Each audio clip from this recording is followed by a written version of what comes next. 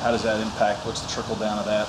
Well, he's just going to be out for right now. We still have some decisions to make right there, but it just means that the other guy, with him being out, it just means that the other guys that we have, coming up and stepping up and making plays with Kenny and with Boston and with Jordan.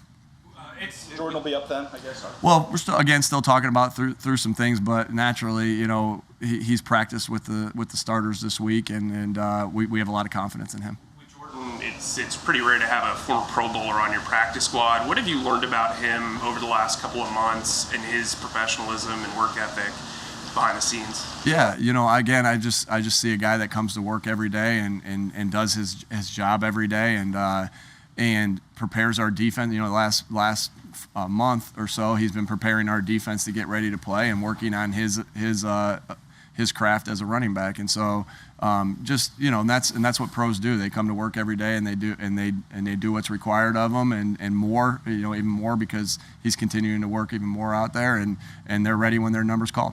Every team wants to win, obviously, but this Detroit team is playing like a desperate team in terms of fake punts, onside kicks, things of that nature, just stuff you don't see in your standard game. Do you feel like you have to match that in any way? Is there any different preparation that goes on with a team that's willing to do things differently? No, you just have to be ready for the things that they've shown on tape and also be ready for unscouted looks and be ready to adjust. You always as a coaching staff, you're always going to look at the things that teams do on tape, right? But in actuality, like when you run a trick play on offense, you're probably not going to run that play again because the defense saw it. I mean, that's something that doesn't pop up. But you got to be ready for it still, as an offense, as a defense, as a special teams.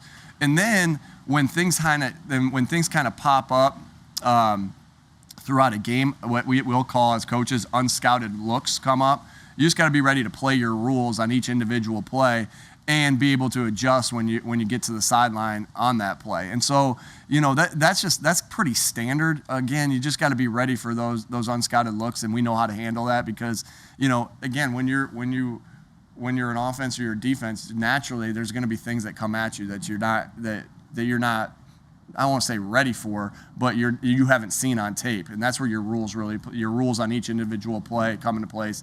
And again, getting back to the sideline and adjusting.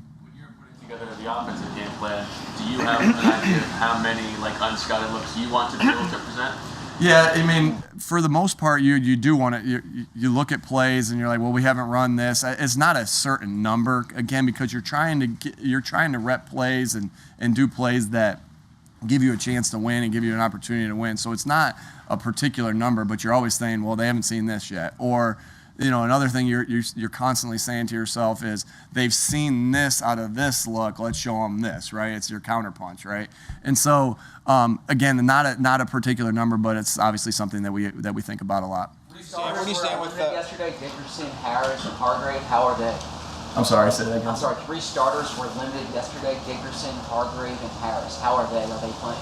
Yeah. Right now, there's no status on Hargrave and Landon, right? They'll be up. And then on Anthony, right now we're saying he's doubtful right now. So again, just obviously we still got time to see how he's reacting to treatment and everything like that. But right now Anthony's going to be doubtful. Kerrigan, how about Kerrigan? Kerrigan is up.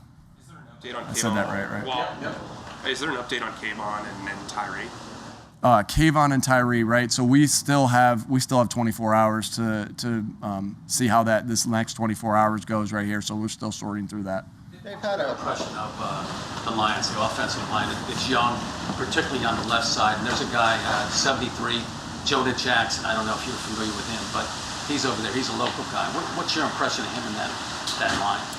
Yeah, I just see a team that is fighting, an offense that is fighting and that is capable of making plays. The quarterback's made a lot of plays in his career, and the offensive line is fighting. I know they got some young guys on there, but you don't see them playing like young guys where they're just getting guys run through them at all times, and so they're playing like they're coached well, and I know they are. I was around. The head coach in San Diego when I was there for a year was Anthony Lynn, and I know he's a great football coach, a great coordinator, and I know they got great coaches over there to get the guys ready to go. And so I've seen them play solid football. banged up. Nick, in the secondary, they've had to play some rookies, some undrafted guys. Do you find yourself having to be disciplined and say, all right, I can't overemphasize the fact that they're playing with inexperience as a play caller? Yeah, again, there's times that you want to go after a guy. There's times where you don't want to go to a guy a certain way. Again, my experience with that is like, and I don't want to point anybody out, but like if there's a guy that on one side that you just know is a shutdown guy, then and sometimes you tend to go away from him. But that guy has to be super elite, right? Okay, I'm going to say it about a guy who's not in the league anymore. Like that was something that people would do with Revis a lot. Like, okay, well, Revis is over there, so we're going to divide our game plan to throw away from Revis. And then my experience on the other side of the coin is, well, this guy's got he's not very good. He's got a lot of inexperiences right there. Well, we got to attack him.